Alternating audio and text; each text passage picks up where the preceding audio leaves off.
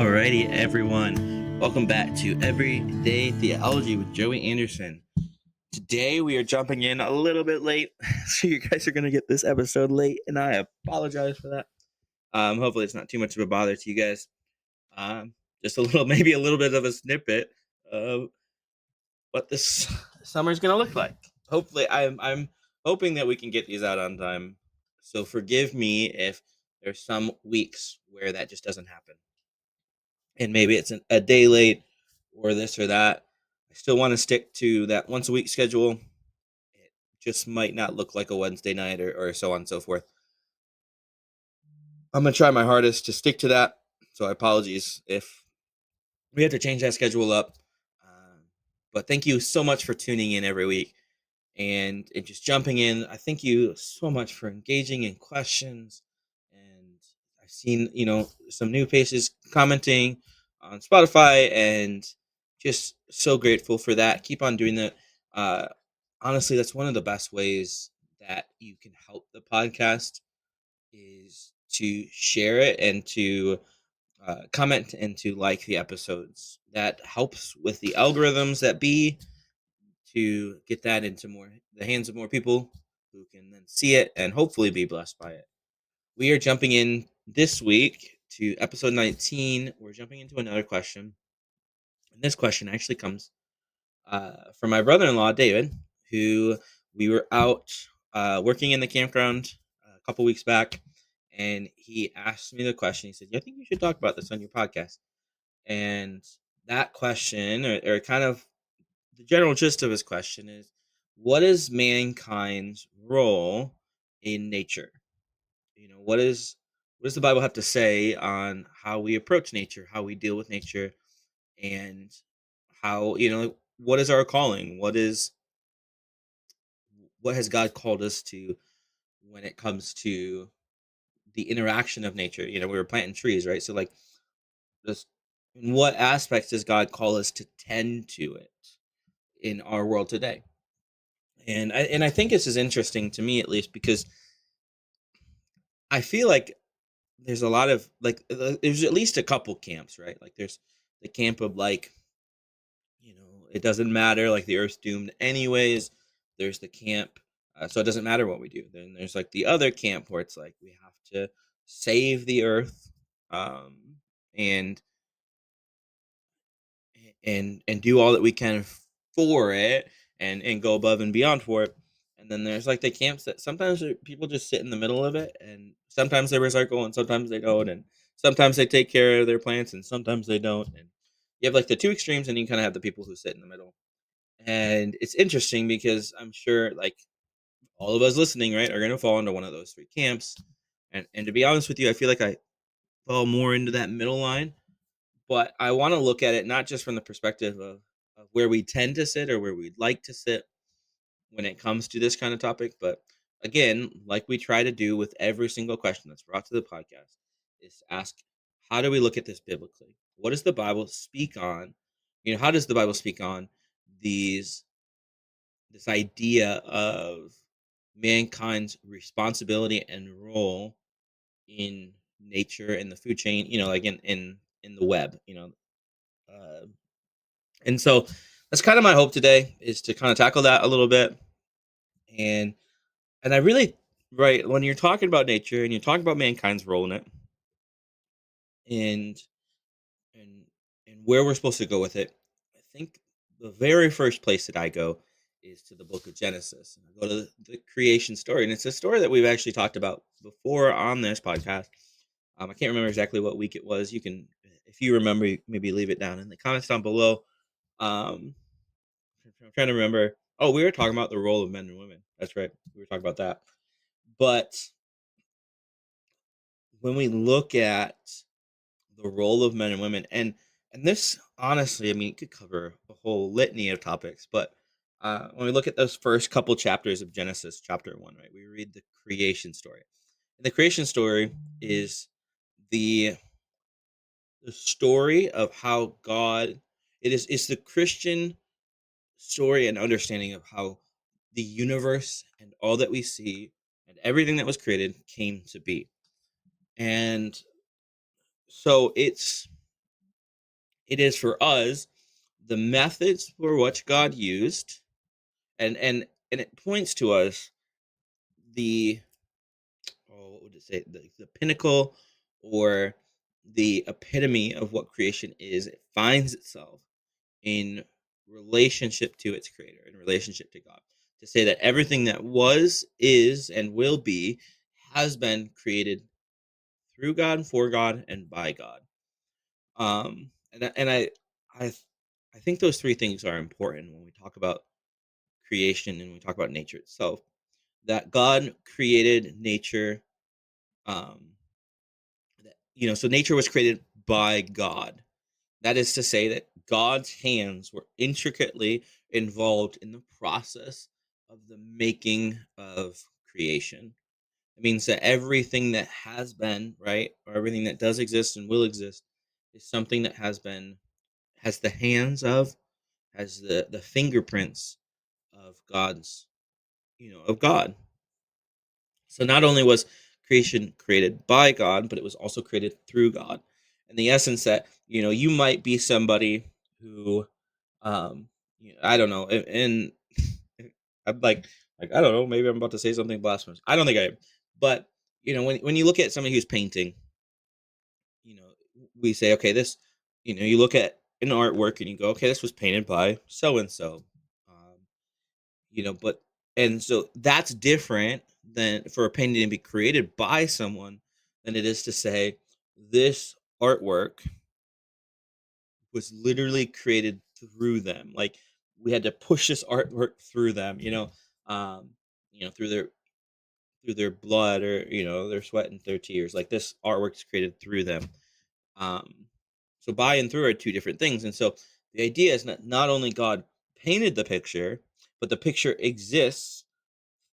Like the page, the painting came into being through God, and so nature is created by God, nature is created through God, and nature is created for Him. And so all creation is created for God in the aspect that it is meant to bring Him joy, it's meant to bring Him glory, it's meant to bring Him honor.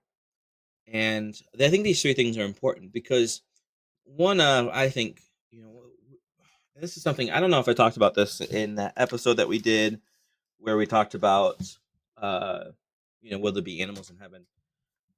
But when we talk about the differences between humanity and other creation, specifically animals, we go, what is the difference? What is the differentiating factor between God and, or sorry, what is the differentiating factor between man and animals? How are they separate? How are they different? How is mankind considered a higher being than animals? And we see this in Genesis chapter 1 when we read through the story of creation, right? And there's day 1, and there's day 2, and there's day 3, and there's day 4. And on day 6, God created, it specifically notes that God created man in his image. And so I bring up the idea of how God created the world because when we talk about the role of mankind in nature, in God's creation, it's important to begin to see the inner workings of God's hand in his creation because mankind in the image of God was created to exercise dominion, rulership, authority, power over creation.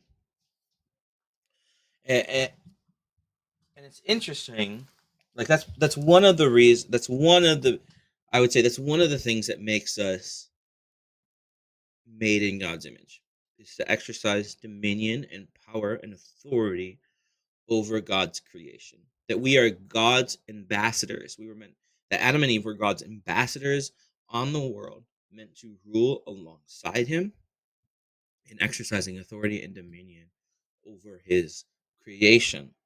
And so we see this in Genesis chapter 1, picking up, let's say in verse 27. So God created man in his own image. He created him in the image of God. He created them male and female. God blessed them, and God said to them, "Be fruitful, multiply, fill the earth, and subdue it. Rule the fish of the sea, the birds of the sky, and every creature that crawls on the earth." God also said, "Look, I have given you every seed-bearing plant on the surface of the entire earth, and every tree whose fruit contains seed. This will be food for you." And what you see there, right, is rule, like multiply, fill the earth, and subdue it, rule over it. All the fish in the sea, the birds in the sky. I think it's interesting is that when we talk about this idea of what is God's, or sorry, what is mankind's role in nature, we see it right there. It's to rule over and to subdue and to rule over it. And it even brings me, I would say, to the issue of the fall as well. And I think the fall ties into it. And this is why I think why we live in a world today that is more barren than it, than it used to be. It's more harsh than it used to be. We face natural disasters. We face man-eating lions. We face carnivorous animals and toxic plants and all sorts of things that are, disrupt and destroy ecosystems. We talk about invasive species. Often, honestly, invasive species often brought by humans into a into an ecosystem that they are not part of initially, and they overwhelm the ecosystem. And so what we see is we see a lot of breaking down of natural order. And when we- so I think we can establish from a biblical perspective in Genesis chapter 1 that mankind's role is to exercise dominion over creation. We do so as an ambassador of God. So we become a connection point, I would say, of we are people who are exercising God's will, or this is what Adam and Eve were meant to exercise God's will in their workings, in their doings in nature. And we see that go wrong, right? In Genesis chapter 3, in the fall, that goes wrong. And we see today, I mean, you don't have to read Genesis chapter 3 to know that we live in a broken and a fallen world. And not just from the perspective of sin, right? We talked a lot about sin and the effects of it and the struggles of it in our world in many of our episodes. But nature lives that out differently. And so we see the effects of it. And we see that the reason that nature rebels against God is because it was introduced to rebellion through man. And so all of creation fell when man fell, when mankind fell. When Adam and Eve fell, so did all of creation. So Genesis seems to paint a picture for us of this idea that because we've been given authority over creation, because we stand as in some small way, some form or fashion, as its ruler or as its ambassador, because we fell, creation falls. And so we need to take responsibility in some small form or fashion, that we hold some responsibility for the state of the world today. And if that's the case, as God's ambassador who calls us to honor and to glorify him in our workings, in our deeds, in our actions, to be men and women who love him and love his creation, and not, that doesn't, right, just mean the people around us. I mean, it absolutely does, and that's the most important thing, of course. That's why Jesus says in response to the Pharisees in Matthew chapter 22, verses 36 through 40, he says, that the greatest commandment is to love the Lord your God with all your heart and with all your soul and with all your mind. And the second is like it, to love your neighbor as yourself. That is why those are the top two commandments, is because those are the most important thing. But when we're looking at mankind's relationship with nature, we need to see that God did not put us on the earth to destroy the earth. God put us on the earth to to tend to it like a gardener, to make life flourish, to name the animals, to take care of the animals, to shepherd them, to tend to the, like I said, the gardens, and to be an agent of flourishing wherever we go. And so when we look at our day to day, our world today, what we need to take heart in, or to recognize really, is that you and I, play a role today as God's ambassadors to his creation. And I think it's incredible. I've always loved animals. I always loved going to the zoo. I'm not big on gardening. I will be the first to admit that.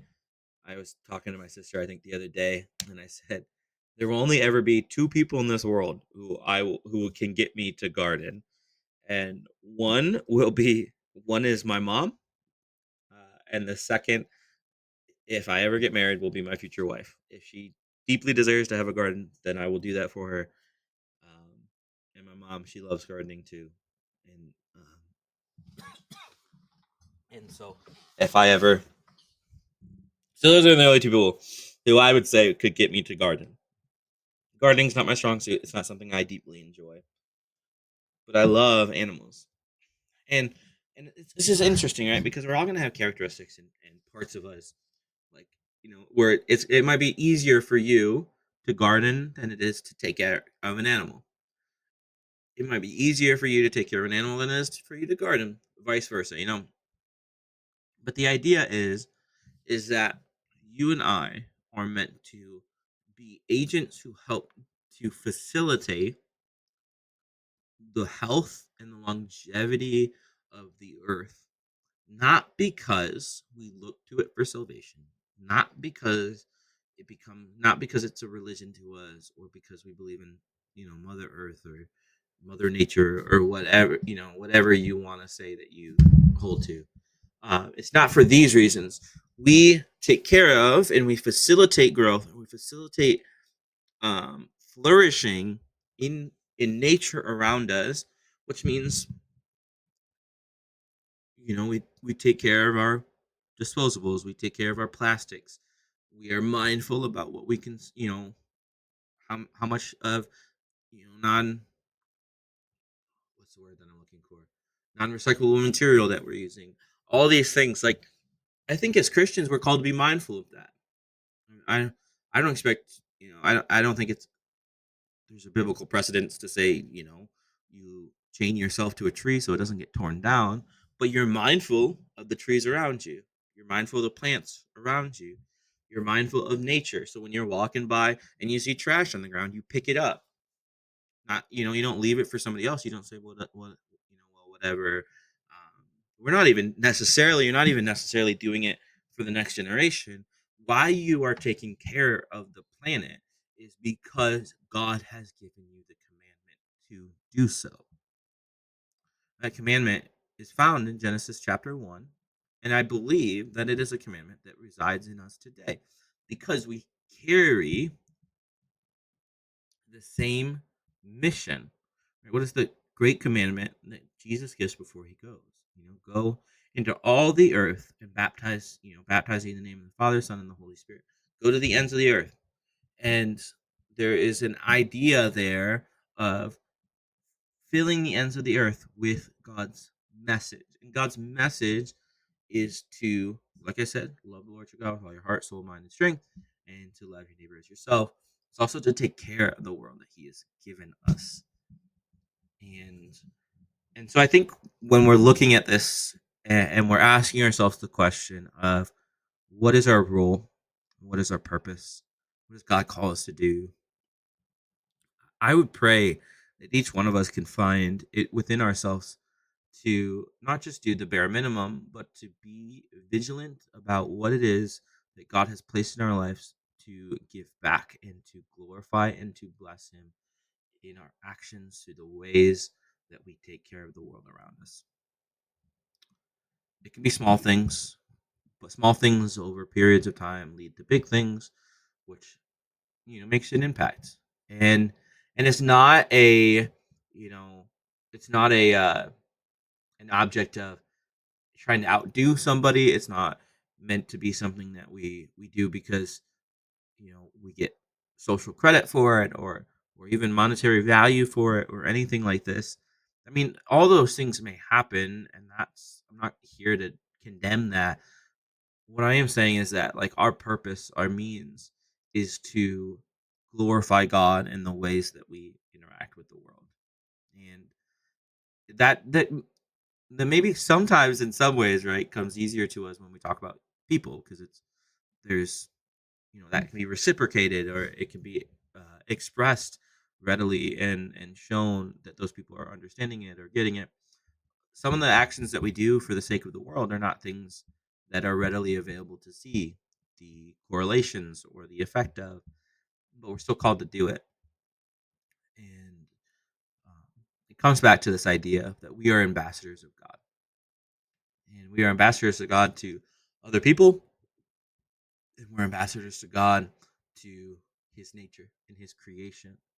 And I think that's a pretty incredible thing when we think about what it means to be made in the image of God, that God allows us as human beings the express privilege and honor to work on His behalf in His world, taking care of the things for which He created.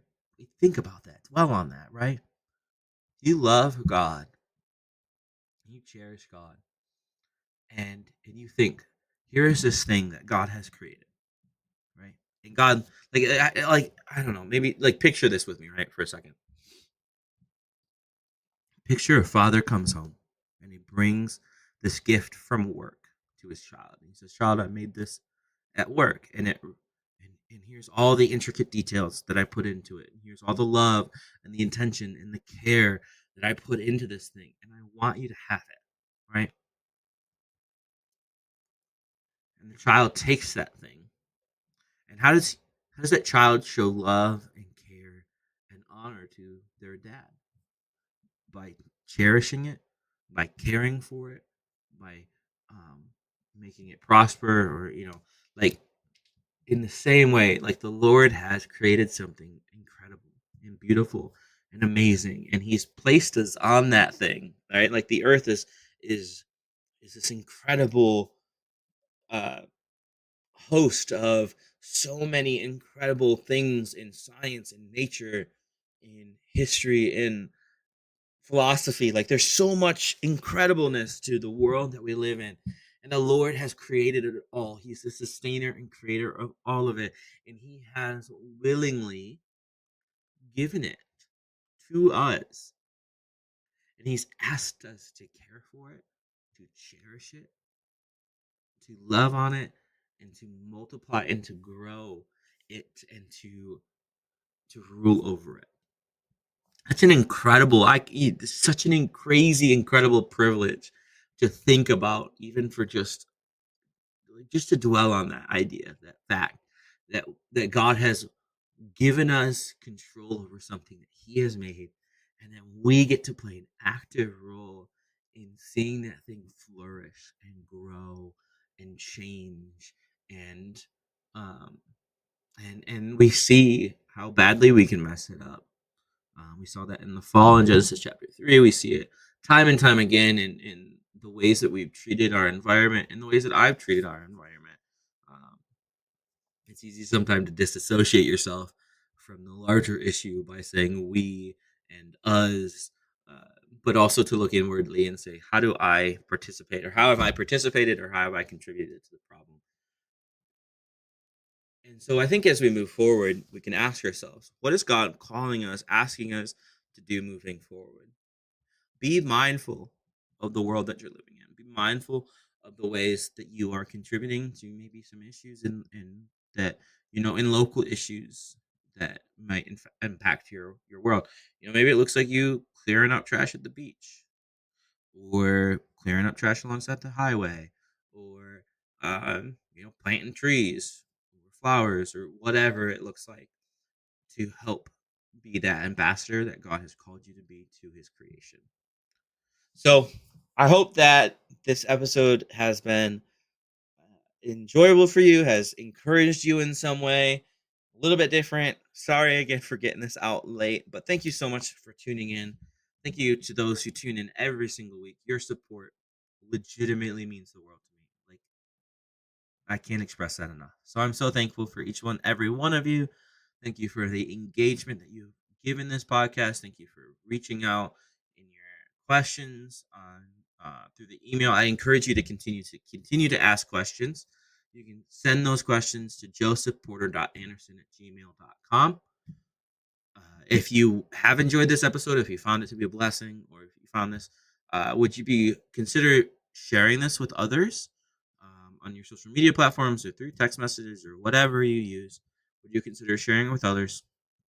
Would you consider subscribing to the podcast so that you stay up to date and in tune with each week and the episodes that we release each week?